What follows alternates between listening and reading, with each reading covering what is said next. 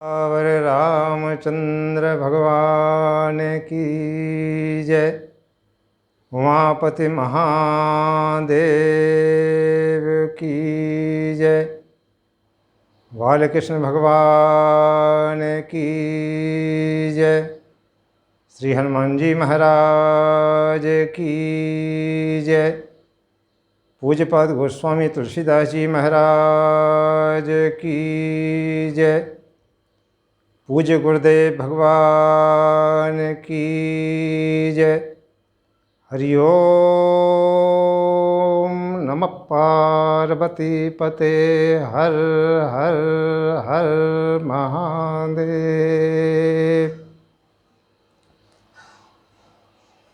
पूज्य गुरुदेव के चरणों में सादर वंदन कर भगवत प्रेमी हरि अनुरागी भक्तों को मैं बारंबार प्रणाम करता हूँ। पिछली कथा में मैंने बताया था राम लक्ष्मण मुनि विश्वामित्र की यज्ञ की रक्षा के निमित्त अयोध्या से आए थे, यज्ञ की रक्षा की। तब धनुष यज्ञ का समाचार जब ऋषि विश्वामित्र को मिला तो उन्होंने मन बनाया धनुष यज्ञ देखने का कि धनुष यज्ञ सुन और रघुकुल नाथा हरस चले मुनिवर के साथा। धनुष यज्ञ देखने के लिए उत्सुक होकर के राम लक्ष्मण ऋषि विश्वामित्र के साथ आश्रम से प्रस्थान करने लगे। रास्ते में उन्होंने देखा एक शिला पड़ी थी तो उन्होंने कहा राम से इसमें थोड़ा चरण स्पर्श कर दो। राम ने जैसे ही चरण स्पर्श किया तो उन्होंने पहले पूछा कि पूछा मुनहि ओ शिला प्रभु देखी ओ सकल कथा मुनि कहत विसेखी। राम ने पूछा कि प्रभु ये शिला कैसे जैसी स्पर्श शिला का भगवान राम ने किया वो नारी बन गई।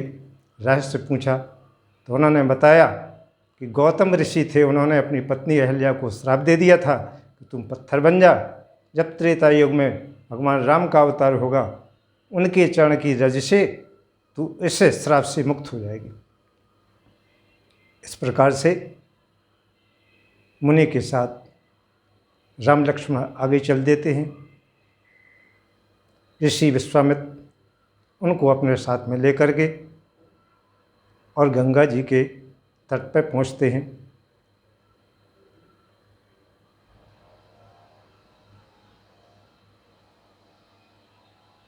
कि चले राम और लक्ष्मण मुनि संगा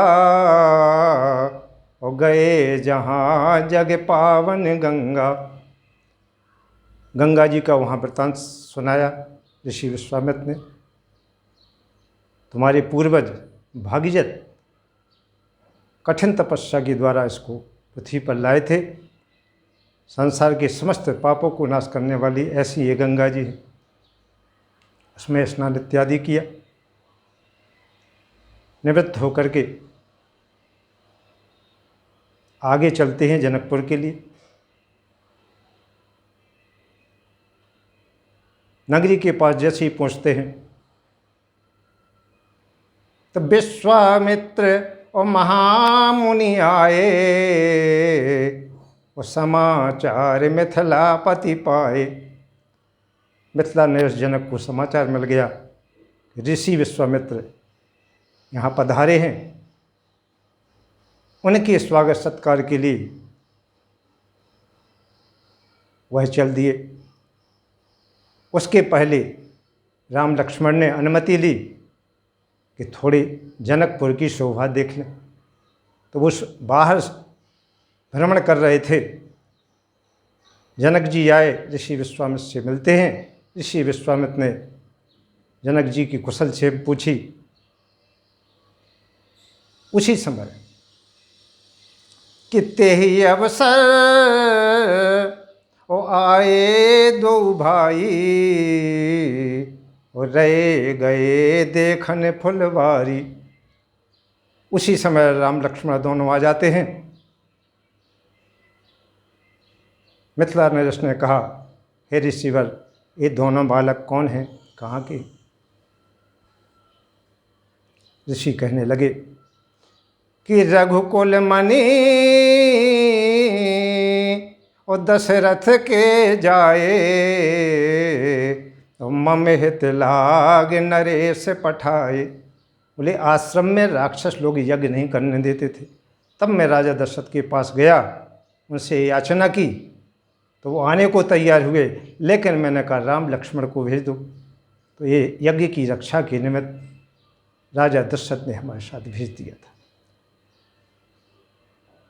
जनक जी उनको निहारने लगे, मन प्रसन्न हो गया। विदा लेकर के ऋषि विश्वामित्र से जनक जी वहाँ से चल देते हैं।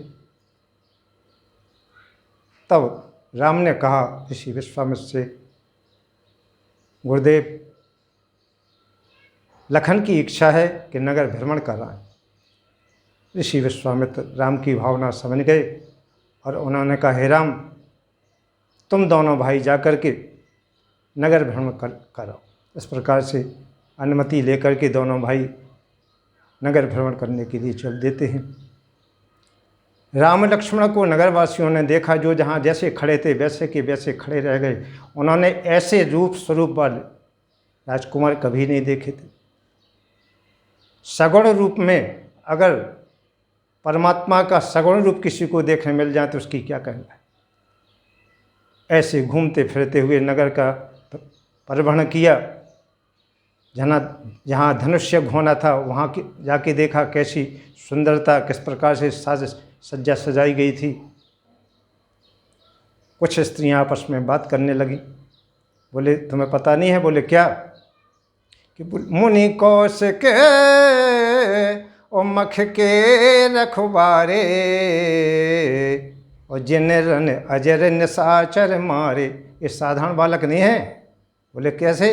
बोले ताड़ का सुबाहु को दोनों को मार दिया, और मारीच को ऐसा बाण मारा कि जाके समुद्र के पास गिरा। निर्भीक हैं, निडर हैं, साहसी हैं, देखने में छोटे जरूर लगते हैं। इस प्रकार से महिलाएं आपस में चर्चा कर रही थीं।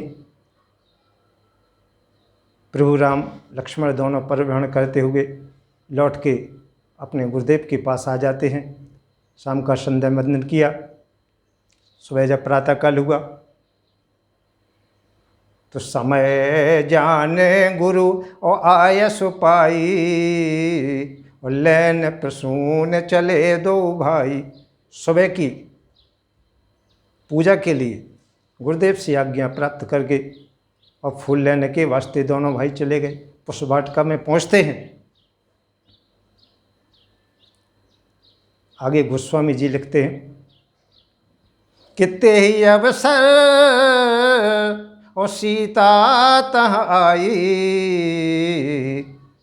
और गिरिजा पूजन जननी पठाई।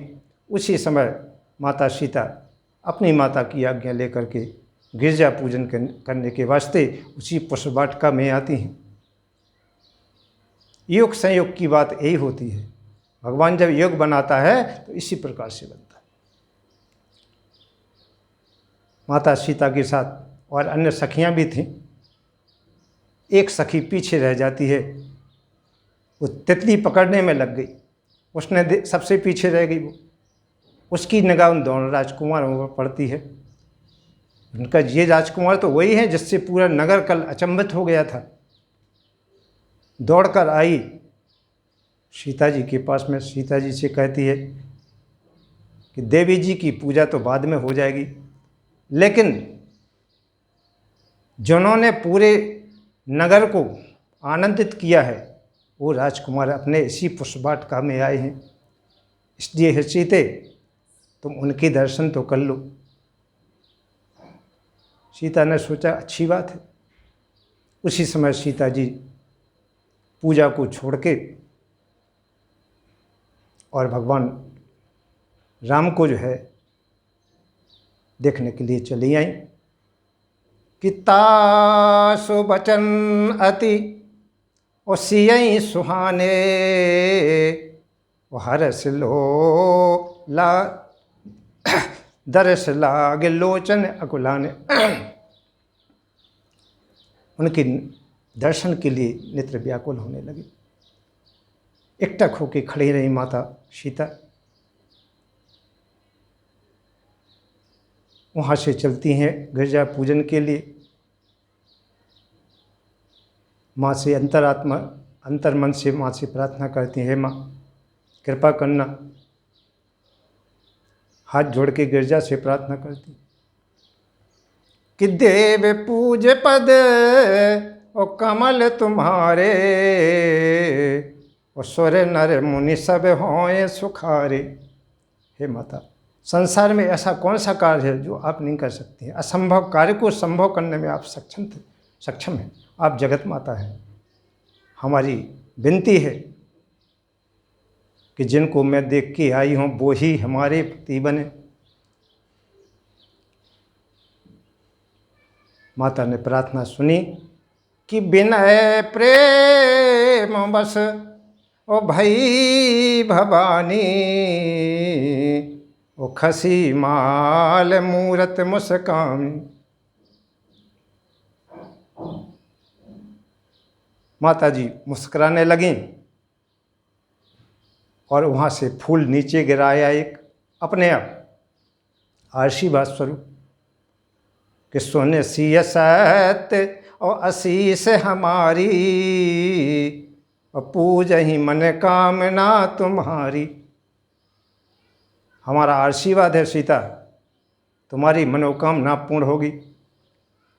माता ने कहा, मन जाहे राचो मिलई सोबर सहज सुंदर सामेरो करुणा निधान सुजान शील स्नेह जानत रावेरो। यही भांत गौर आशीष सुनसिय सहित ही हर्षित अली तुलसी भवान ही पूज पुण्य पुण्य मुदित मन मंदिर चली। जान गौर अनुकूल सियहि हरस जाहे कहे मंजुल मंगल मूल बाम अंग फरकन लगे। शुभ संकेत जैसे सीता जी को मिला, माता जी को प्रणाम करके वहाँ से चल देती हैं। प्रसन्न मन से जाती हैं। वहाँ पहुँचते हैं। राजा जनक ने धनुष्य की तैयारी शुरू कर दी थी। तो सतानंद तब जनक बुलाए और कौशिक मुनि तह तुरत पठाए। जनक जी ने सतानंद जी थे उनको बुलाया और ऋषि विश्वामित्र के मान सम्मान आदर सत्कार के साथ लाने के लिए कहा कि धनुष यज्ञ में वो शामिल हों। उच्च स्थान उनको बनाया गया। उदित उदयगिरी मंच पर हर्षे बाल उदित उदयगिरी मंच पर रघुवर वाल पतंग और विकसे संत सरोज सब हर्षे लोचन। एक बड़ा मंच बनाया गया उनको बैठने के लिए। सब मंचों से ऊंचा मंच बना। धनुष यज्ञ चल ही रहा था। एक एक राजा आते गए, धनुष को आजमाते गए और वापस चले गए। इस प्रकार से राजा जनक ने देखा कि राजा जाते हैं लेकिन धनुष कोई यहाँ एक टिस्का मिस नहीं कर पा रहा है, समय बेकार हो रहा है। दुखी हुए।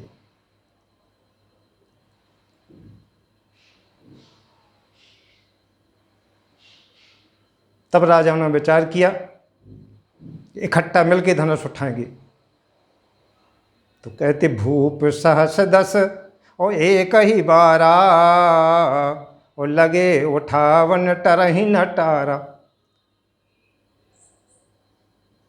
10,000 राजाओं ने इकट्ठा मिलकर के उसको उठाने की कोशिश की लेकिन वो टिस्का मिस नहीं हुआ। राजा जनक ने कहा, इस धरती पर कोई भी वीर नहीं है, ये धरती वीरों से खाली है। ये देश देश के राजाओं में किसे कहें बलशाली है, मैंने तो यह जान लिया पृथ्वी वीरों से खाली है। जैसे ही ऐसा शब्द कहा, लक्ष्मण जी वहाँ बैठे थे, उनको क्रोध आ गया, क्योंकि वो शेषनाग के अवतार है। क्रोध आ गया, ये धनुष क्या चीज़ है, पूरे ब्रह्मांड को उठा कर एक उंगली पर उठा सकता हूँ। और लक्ष्मण जी को गुस्सा आ जाता है कि जो तुम्हारे ओ अनुशासन पाओ और कंदुकियो ब्रह्मांड उठाओ। पृथ्वी किस पे है? शेषनाग जी पे। कोई बड़ी बात नहीं थी। लक्ष्मण शेषनाग जी के अवतार हैं। उन्होंने कहा ये धनुष क्या चीज़ है, पूरा ब्रह्मांड उठा सकता हूँ एक उंगली पर। तब राजा जनक ने विचार किया कि कोई तो है यहाँ बोलने वाला। उसी समय राम ने शांत किया लक्ष्मण को। ऋषि विश्वामित्र ने राम तरफ देखा। सीता जी मन में विचार कर रही हैं कि हे माता, हमारी लाज रखना। यदि भोले बाबा समाधि में बैठे हैं तो हे गणेश जी महाराज, आप कृपा करना, आप विघ्नों के दूर करता हैं। ऐसे माता सीता मन ही मन गणेश जी से, माता भगवती से और भगवान भोलेनाथ से प्रार्थना करने लगें। तब ऋषि विश्वामित्र ने कहा कि उठहूँ राम भंजऊँ भव चापा और हरहूँ तात जनक परितापा। हे राम, आप समय आ गया है। उठो राम भंजम भव चापा, उठो राम, धनुष को तोड़ो।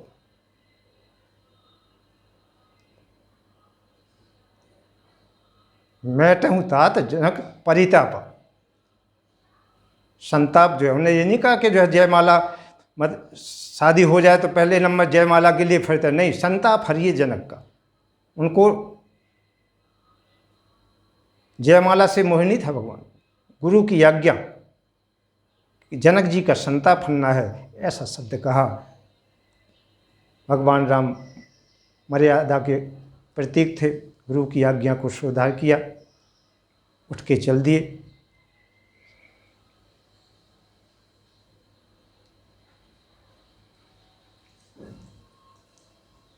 भगवान शिव का ध्यान किया,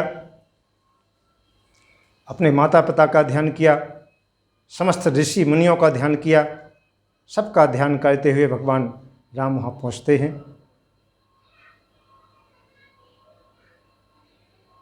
क्या देखते हैं कि लेत चढ़ावत और खींचत गाड़े, काहू न लखा देख सब ठाणे। उते ही क्षण राम मध्य धन तोरा, और भरे भुवन धुनि घोर कठोरा। ऐसा चमत्कार किया जो जितने व्यक्ति वहाँ खड़े थे, व्यक्तियों ने ये नहीं देख पाया है कि राम ने दाहिने हाथ से धनुष उठाया है कि बाएं हाथ से उठाया है, और कब उठाया है, कब टूट गया और कब क्या हो गया। जिस प्रकार से बिजली जब तड़कती है तो कुछ पल के लिए व्यक्ति की आंखें बंद हो जाती हैं, पलक बंद हो जाते हैं, और पलक जैसे ही खुलते हैं कड़कड़ाहट के बाद, तो इसी प्रकार से धनुष की स्थिति हुई कि जैसे भगवान ने उठाया, जोर से बिजली तड़की, लोग बागों की आंखें बंद हुईं, और आंखें जैसे ही खुली उस समय धनुष टूटा हुआ दिखा। तो गोस्वामी जी ने लिखा है कि लेत चढ़ावत खींचत गाड़े, काहू न लखा देख सब ठाणे। खड़े तो थे लोग, बाग बैठे भी थे, लेकिन एक किसी ने नहीं देख पाया कि कैसे धनुष टूट गया। ये भगवान की ये लीला थी।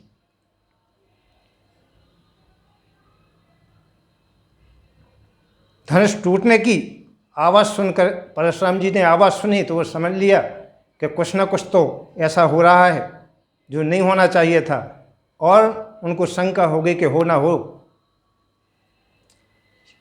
धनुष टूट गया। ध्यान लगा कि उन्होंने जब देखा तो वो सत्य था। वहाँ आते हैं, राजा जनक को बुलाया। क्यों जनक, ये भीड़ क्यों जोड़ रखी है, क्या हो रहा है यहाँ, इतने राजा लोग कैसे आए हैं? तो जनक जी ने सबसे पहले राम को कहा प्रणाम करो, आशीर्वाद लो। सीता जी से कहा प्रणाम करो, आशीर्वाद लो। दोनों को आशीर्वाद दिलाया, क्योंकि ये बड़े क्रोधी ऋषि हैं और भगवान शिव जिनके गुरु, भगवान शिव के अटूट भक्त। आशीर्वाद लो, इसके बाद देखा जाएगा। वहाँ देखा उन्होंने कि धनुष के 2 टुकड़े डले हैं, तब उस समय उनको एकाएक गुस्सा आ जाता है।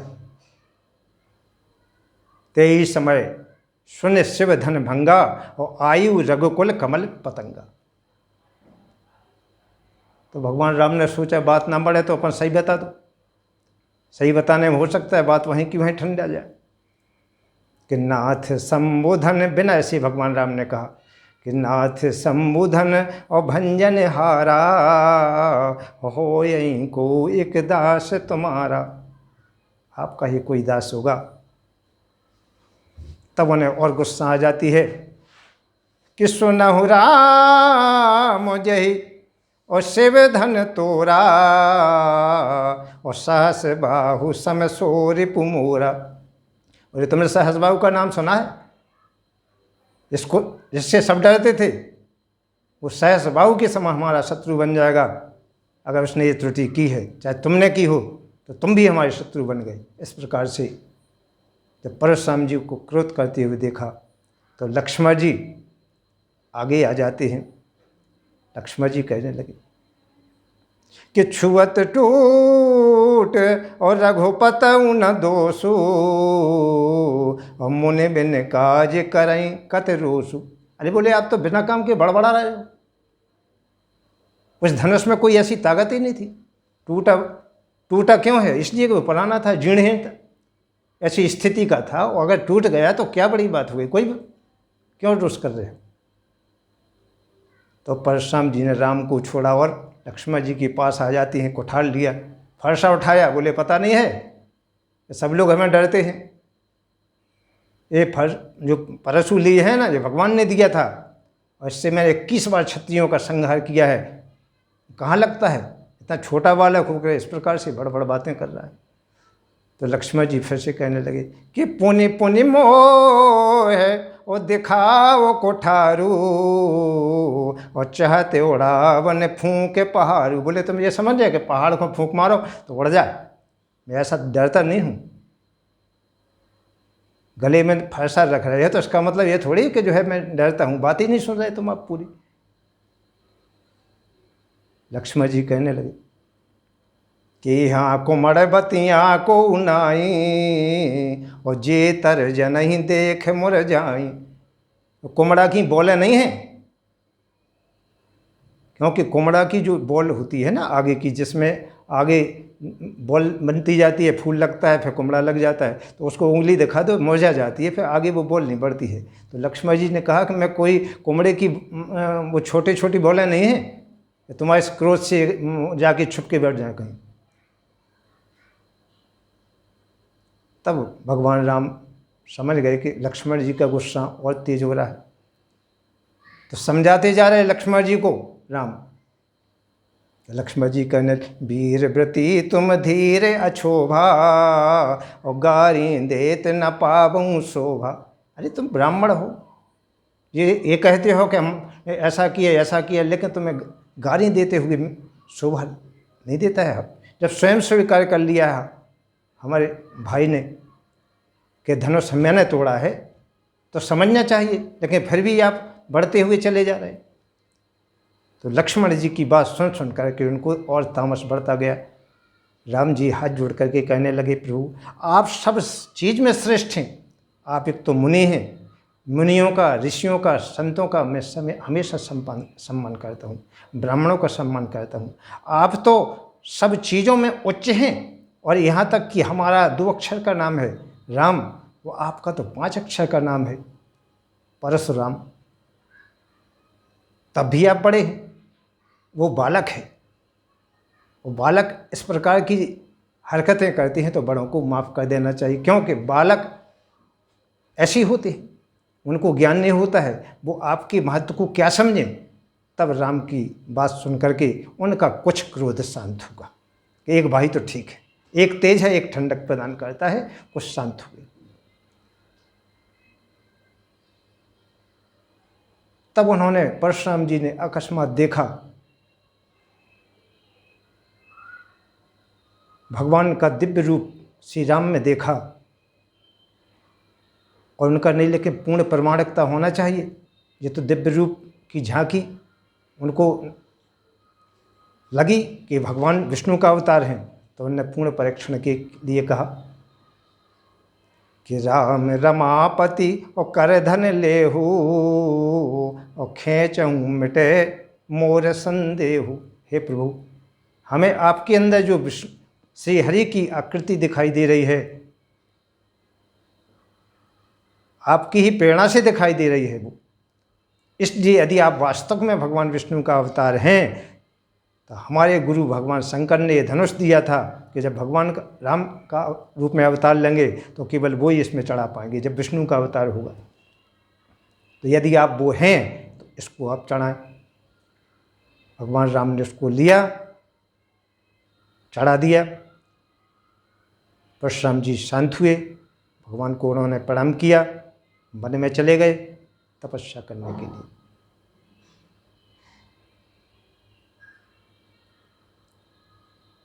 अब ऋषि विश्वामित्र ने जनक जी से कहा कि तुम्हारी जो साथी धनुष जो तोड़ेगा उसके साथ विवाह होगा, तो ऐसी सादा ही विवाह करना है या बारात बुलाना है, अब तो तुम्हारा जैसा विचार। तो उन्होंने कहा नहीं, मैं तो ये चाहता हूँ कि बारात आए। तो उन्होंने कहा चिट्ठी लिखो। उन्होंने चिट्ठी लिखी, अवध के लिए राजा दशरथ को न्योता पहुँचाया कि आप बारात लेके आ जाओ। महाराज दशरथ अपने पुत्रों सहित बारात लेकर के जनकपुर को प्रस्थान करते हैं। बारात आ जाती है, यहाँ स्वागत सत्कार हुआ, सभी को यथायोग्य ठहराया गया, जन्माशा दिया गया। शतानंद, ऋषि विश्वामित्र और जो ऋषि मुनि पधारे हुए थे, निर्धारित समय देख करके